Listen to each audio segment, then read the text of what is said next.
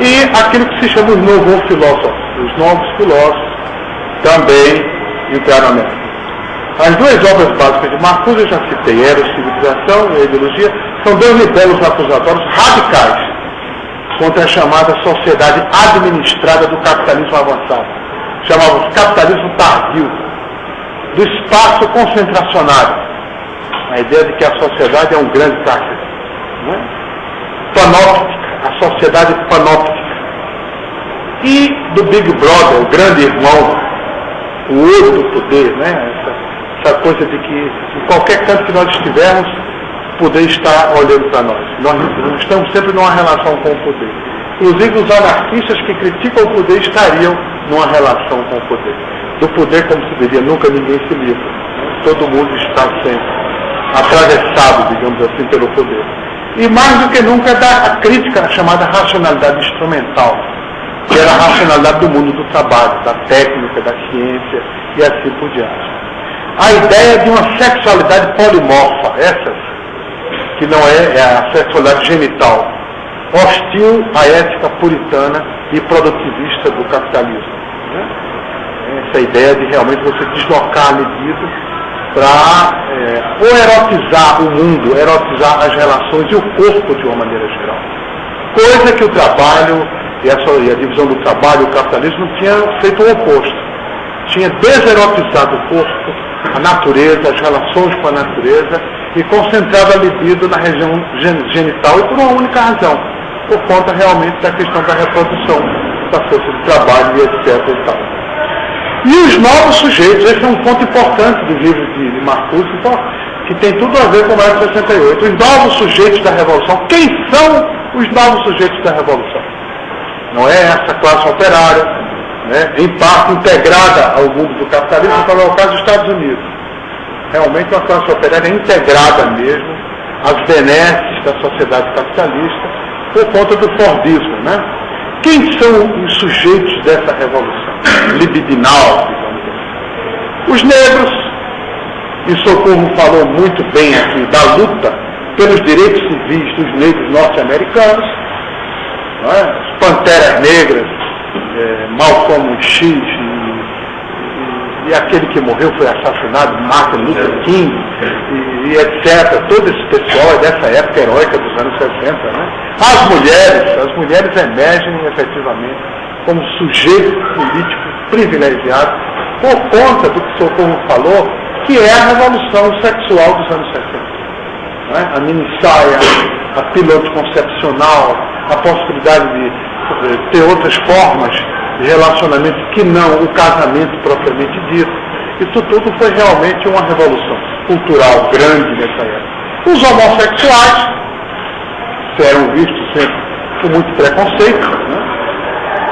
E eles também passaram realmente a ser vistos como uma categoria que tinha, sim, né, uma identidade e um papel político. E mais do que isso, os miseráveis, isso aqui é mais interessante no texto de Marcuse, que foge totalmente da leitura mais ortodoxa do marxismo.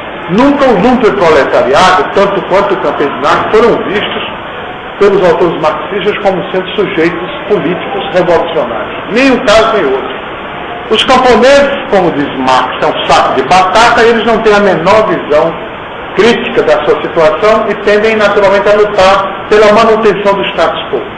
E o lumpen, porque segundo Marx, o lumpen não tem nada que preste.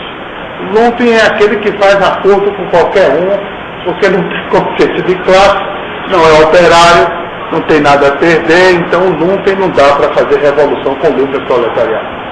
Mas, no livro de Marcuse, a partir da constatação da integração da classe operária ao capitalismo, só apelando de fato para realmente esses outros sujeitos, incluindo aí os excluídos, os miseráveis, o lumpen, né? Com a possibilidade de que pudesse realmente se voltar. E os imigrantes e o terceiro mundo. O terceiro mundo é uma maravilha. A redescoberta do terceiro mundo nessa década de 60 é uma coisa fantástica. E pode ser comparada com hoje, porque hoje se fala outra vez do terceiro mundo, outra vez da esquerdização da América Latina, de uma visão anti-imperialista, anti-americana e etc. e tal. Nessa época, o terceiro mundo foi visto realmente como sendo um reservatório admirável de energias revolucionárias. Não é? Numa sociedade onde a revolução já tinha sido, de fato, afastada da ordem do dia, porque os partidos tinham se transformado em partidos da ordem, efetivamente. Né? Então o terceiro mundo emerge aí, de fato, como uma referência importantíssima para a esquerda europeia, não comprometida, digamos assim, com a reprodução do status quo. Então, esse terceiro mundo seria um reservatório de energias ainda não domesticadas pela sociedade de consumo do primeiro mundo, alimentada pela imagem do inimigo externo da Guerra Fria. É dessa época a publicação de um livro famoso de Franz Fanon, O Retrato do Colonizado, precedido pelo Retrato do Colonizador, com o prefácio de Jean Paul Sartre. Famoso livro. Tanto quanto o livro do Régis Debray, A Revolução na Revolução. Esse é um dos intelectuais gauchistas, digamos assim, que resolveu vir para as selvas bolivianas, lutar nas guerrilhas, que na época tinha Che Guevara e toda a Revolução Cubana, e foi preso, inclusive, foi necessária uma campanha dos intelectuais franceses para que ele fosse solto. E Régis Debray talvez tenha sido a melhor expressão desse olhar romântico em relação ao terceiro mundo, como um reservatório de energias ainda não domesticadas pelo capitalismo. Né? Nunca o terceiro mundo foi tão endeusado pelo olhar europeu, mas isso não era de graça, porque tinha tido a Guerra da Argélia, que é tema do famoso filme de Gilles Pintecourt, tinha havido a Guerra do Vietnã, estava ainda havendo, desmoralizando os Estados Unidos, Cuba, a Revolução Cubana, e outras tantas, a Coreia, etc. De forma que havia realmente uma razão para isso. Né? Maio de 68 difundiu a ideia de que era necessária uma revolução libidinal, do desejo contra o princípio de desempenho da velha política institucional e parlamentar dos antigos partidos. As barricadas do desejo, como chamou Algaria Marx, contrapostas ao rolo compressor de uma política calcada nos interesses da indústria bélica mancomunada com os governos, que foi chamado por Marcuse como chamado o complexo industrial militar.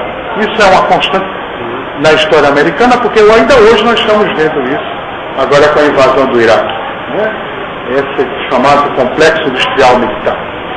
Um filme que pode ter traduzido muito bem esse casamento e a sua ideologia de base é 1984 de George Orwell, que é baseado no livro homônimo, com o seu Big Brother, que é daí que vem a expressão, na verdade. Seus teletemas, o seu departamento de memória, bem como uma guerra permanente contra o inimigo imaginário, o inimigo externo imaginário. O controle da sexualidade, o controle da individualidade, etc. A política do desejo e da imaginação sem limites, da autonomia individual e sexual, veio para ficar, inaugurando os novos movimentos identitários, as minorias, as etnias, a sexualidade polimorfa, a defesa do meio ambiente, não é? Salvar a vida, ser feliz, gozar infinitamente, ser diferente, pequeno, desviante, ser tolerante, ter identidades móveis, plurimas, alguns diriam até voláteis, cidadania em rede, tudo isso veio com maio de 1968, que também gerou uma estética, um cinema, uma literatura, e uma música e uma pintura.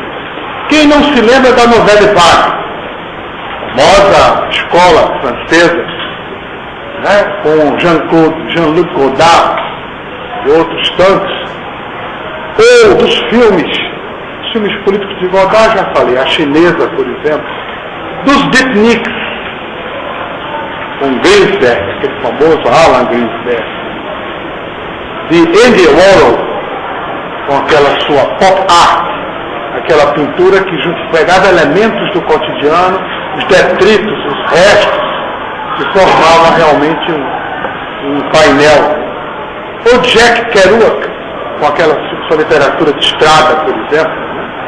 Ou os Beatles. Os Beatles é um produto por excelência da década de 70. Todo o movimento hippie, a contracultura, a chamada sociedade alternativa, é produto dessa recusa de uma razão comprometida com o poder. O tema de Foucault, Carla Foucault, né? Todo saber implica relações de poder, todo poder implica um saber. Saber poder. A recusa dos jovens aos valores da educação, do mercado de trabalho e da família, aos ideais de patriotismo calcadas no chauvinismo estreito. E há um grande filme dessa época que simboliza tudo isso. Chama-se Hair, que é um musical, que é uma síntese, pretende fazer uma síntese de toda essa crítica da sociedade norte-americana feita pelos livros, filhos de boas famílias,